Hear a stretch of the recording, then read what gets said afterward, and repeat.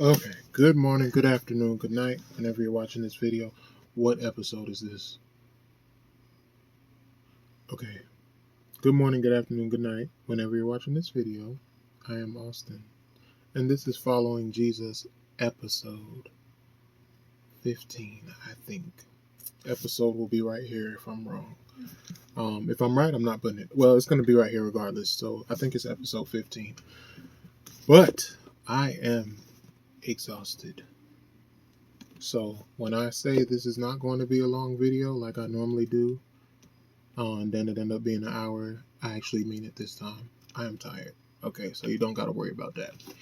So we're not even, let's just go straight to it. We are on Matthew 14 right now. If you haven't seen the previous videos, you want to know what we talked about, just go back and watch them. Speed them up or whatever you got to do. But we are on Matthew chapter 14. I was going to go back a little bit further. Well, just a quick, Jesus said that, look, he didn't do mighty works where he was at because they didn't believe. They didn't believe much or whatever. But something interesting I did want to point out that I didn't point out in the last video is that Jesus had relatives. According to Matthew chapter 13 and verse 55, it says, "Is this not the carpenter's son? Is his mother not called Mary, and his brethren James and Joseph and Simon and Judas, and his sisters? Are they not all with us?" So he had brothers and sisters. That's interesting to know. If you want to know, it's not necessary for salvation, as I've said in the past. But if you just want to know something, if you want to argue with people for no reason because that's just your cup of tea, then you can go use that information for. Anyways, Matthew chapter 14, verse 1. At that time Herod the Tetrarch heard of the fame of Jesus, and said unto his servants, "This is John the Baptist. He is risen from the dead, and therefore mighty works do show forth themselves in him. For Herod had laid hold on John, and bound him, and put him in prison for Herodias' sake, his brother Philip's wife," so his sister-in-law. "For John said unto him, It is not lawful for thee to have her." So Herod put John in prison because his sister-in-law said that, because he said that he can't have his sister-in-law, that it wasn't lawful. Verse 5, "And when he would have put him to death, he feared the multitude, because they counted him as a prophet." So he wanted to put him to death, but he feared like an uprising of the people. Similar to what's going on. I don't want to drift off. I'm not going to drift off. But similar to what's going on right now in politics, people need to be very careful because they do not know what the multitude is going to do when, like, these assassination attempts and stuff like this, and just this careless rhetoric that's being thrown out. They don't understand that this can start civil war. But anyways, it's similar to something like that. He was just basically, he didn't want to be, he wanted to tread lightly because he didn't know how the people would respond to him killing a prophet without reason, especially for that reason, because he ultimately did end up killing him, but he had a not accurate, valid reason later. But anyways, verse 6, "But when Herod's birthday was kept, the daughter of Herodias danced before them, and pleased Herod. Whereupon he promised with an oath to give her whatsoever she would ask." So this weirdo had his niece dance for him, and because he's weird, he promised with an oath to give her whatsoever she would ask. And she, being before instructed of her mother, said, "Give me here John the Baptist's head in a charger." Now her mother instructed her to take John the Baptist's head.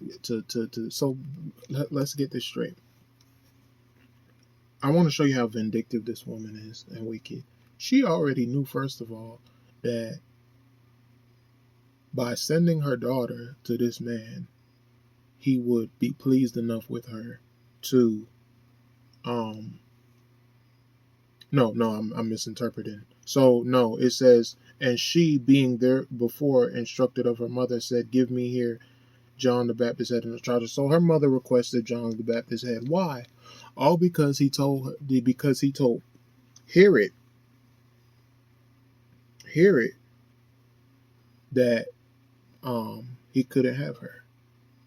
So just to show you just the vindictiveness of this woman and just how wicked. I mean, I'm gonna tell you what people want to hear first. They want to hear the person. They want to hear you talk about the person. Yes, she was wicked. Yes, she was a trifling heifer. Yes, she was crazy. Yes, she was all this stuff about her. But again, these videos are not about people so much, but as it's not so much about people, but it's about what can we take from it, from these situations that we're reading about, and from these stories that these things that's happened in the past. What can we take from it? What I can take from this, and what I believe most people can take from this, is we have to learn.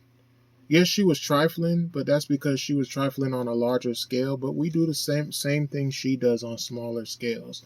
If you look at just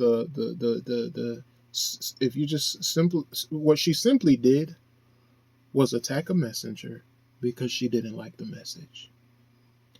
So if you think she's a trifling heifer, if you think she's crazy, if you think she's this, then look at yourself and realize that you are also on a smaller scale, because a lot of times we tend to hate a messenger just because of the message, just because we didn't agree with the message. And the messenger could be your wife, the messenger could be your husband, the messenger could be your kids, the messenger could be your pastor. Don't take stuff out on people just because you didn't like the message.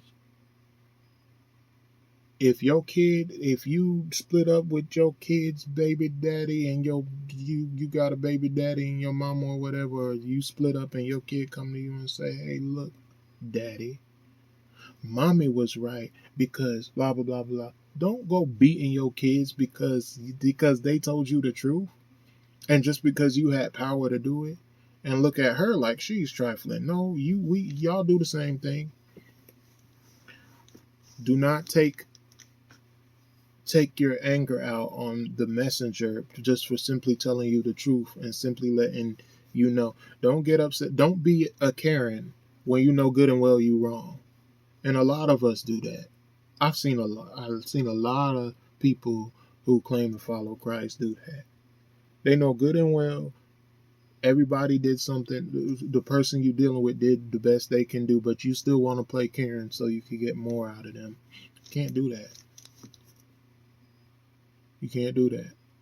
You sitting here, the person at the register. Me, I wanted to do it the other day, but I got condemned in myself. I went to Marco's.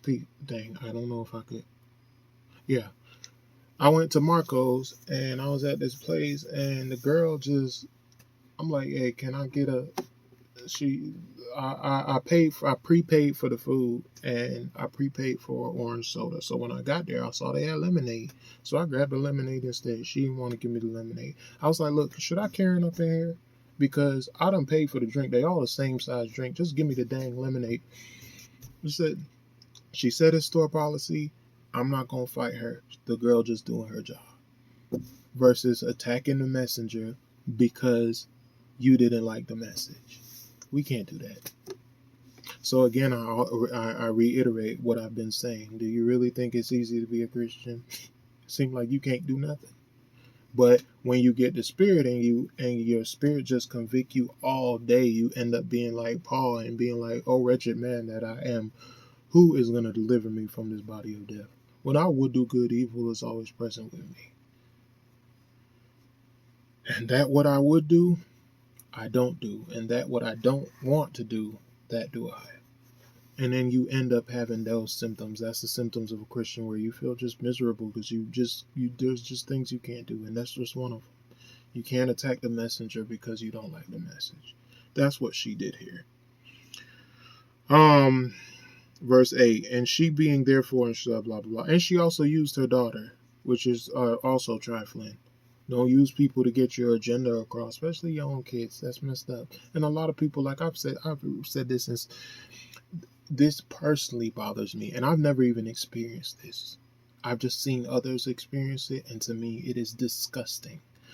I don't even have the energy to show you, like, to be as animated on, to just to express to you how much it irritates me when a woman uses children against a child's father who's doing what he should be doing, and use that as leverage. You are damaging the child, you are damaging the father, and you are damaging the structure of a family as a whole, and you are the cause of a lot of problems in this country.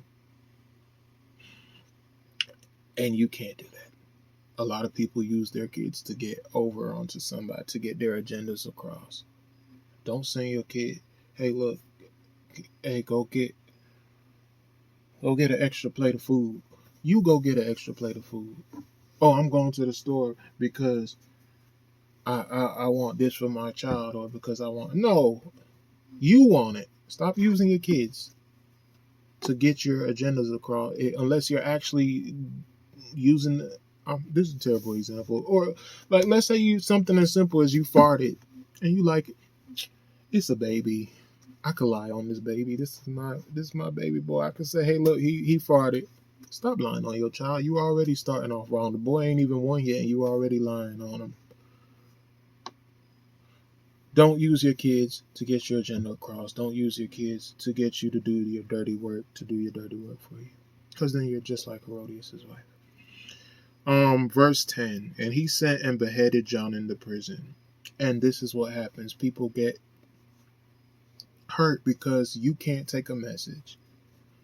And again, she had her daughter and Herod do her dirty work. And there's women like that now. And me personally, I refuse to be that man. I am not nobody's command dog. I am not nobody's command dog. You need to know how to act. If like I tell my wife, look, you need to know how to act. Because if you acting crazy and he slap you upside your face. Anyways, if you acting crazy and he knock you out, you ask for that. You got to learn how to handle yourself. Do not sit here and be somebody's command dog where they do unrighteousness or they do something wicked, and then they want you to fight their battles. No, you go fight your own battle. Don't sit here and even put me in that position. So that shows she ain't even care for Herod, because again, Herod's concern was the people, and he like, if I kill this, the people gonna be mad. But she don't care what Herod got to deal with. I'm gonna kill you, gonna kill him, and you gonna deal with the people. Why? Because I'm mad. So everybody got to bow to me because I'm mad. We can't do that. We can't operate like that. We can't do that. We can't use kids, and we can't use people to get our agenda across. She used Herod and she used her daughter. There's women today that will use their kids to get at the man, and they will use the man to get their agenda across, to get them to do their dirty work, to get him to do their dirty work.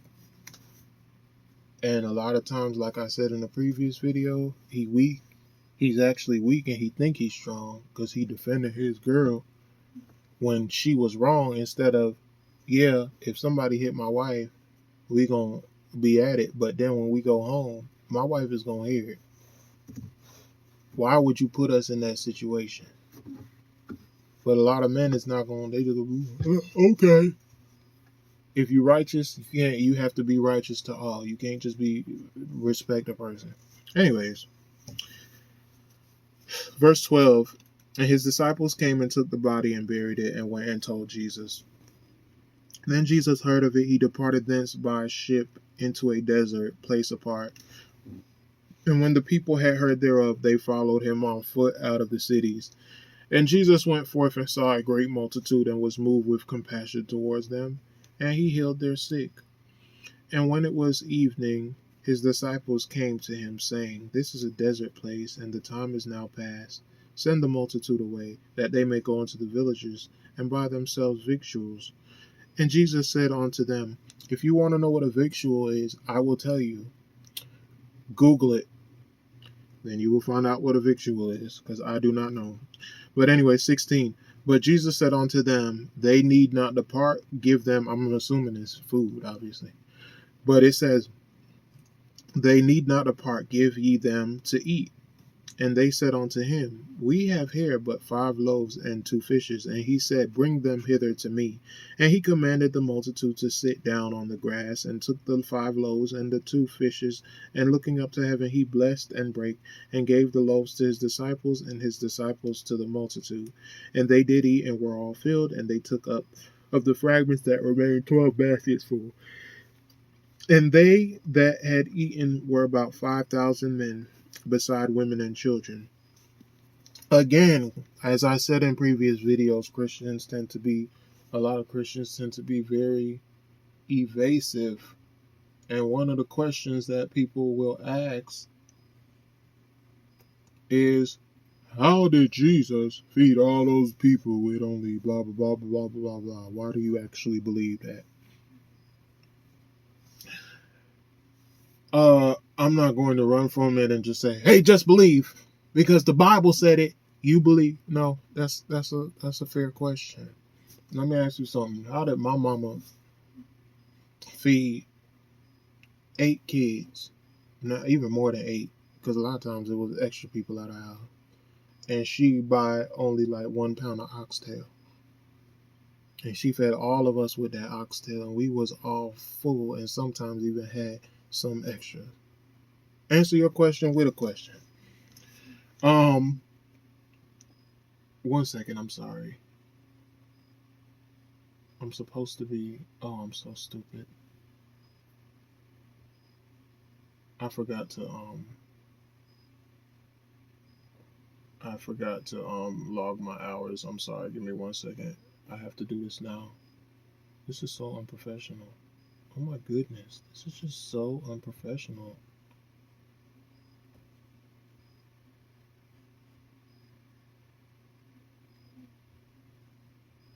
Okay. Yeah. And my mama, she fed a lot of us, and you know what? I've done it sometimes. When I'm on a budget and I need to feed a lot of people, I'm able to stretch the food. So to answer your question, I don't know. He could have made fish soup. He could have made fish bread. Well, the Bible ain't say he made fish bread or fish soup. But the Bible didn't go into detail, so there's obviously some detail missing that we may not know. And that's not just in this verse. That's in a lot of verses. So we can only answer that question with assumptions. I can't give you a fact, but I can make assumptions, and I can make fair assumptions and say, I don't know, he could have made fish stew or something. I don't know. Verse 20, but I believe it though. Because again, my mama did it, and she ain't better than Jesus. Verse 22. And straightway Jesus constrained his disciples to get into a ship and to go before him onto the other side, while he sent the multitudes away. And when he had sent the multitudes away, he went up into a mountain apart to pray. Again, if Jesus Christ is not God's son, who he praying to? And when the evening was come, he was there alone. But the ship was now in the midst of the sea, tossed with waves, for the wind was contrary. And in the 4th watch of the night, Jesus went unto them, walking on the sea.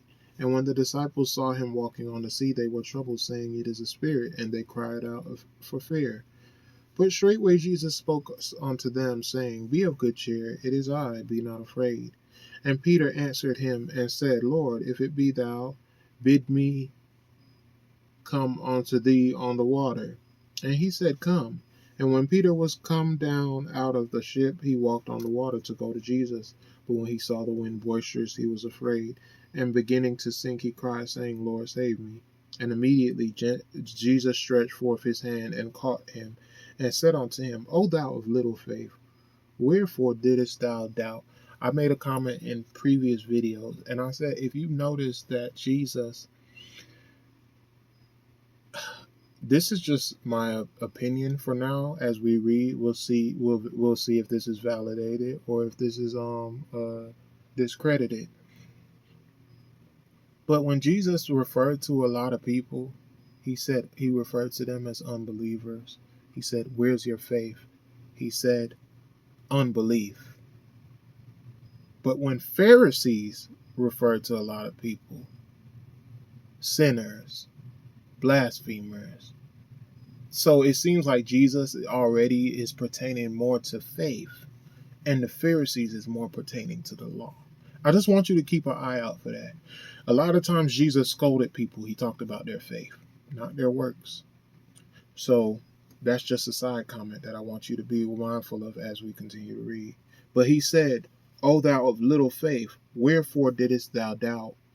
And when they were coming to the ship, the wind ceased. Then they that were in the ship came and worshipped him, saying, "Of a truth, thou art the Son of God." Again, Son of God. That's another count. I already told you 76 in the New Testament. About 76, I don't remember, in the New Testament. And when they were gone over, they came into the land of Gennesaret. And when the men of that place had knowledge of him, they sent out into all that country round about, and brought unto him all that were diseased. And he besought him that they might only touch the hem of his garment.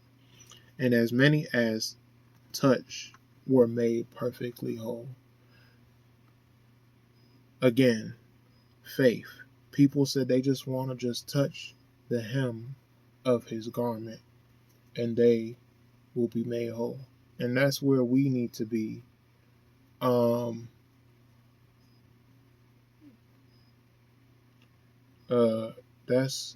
That's where we need to be. We need to just want to just touch the hem of it. I actually made a song about this.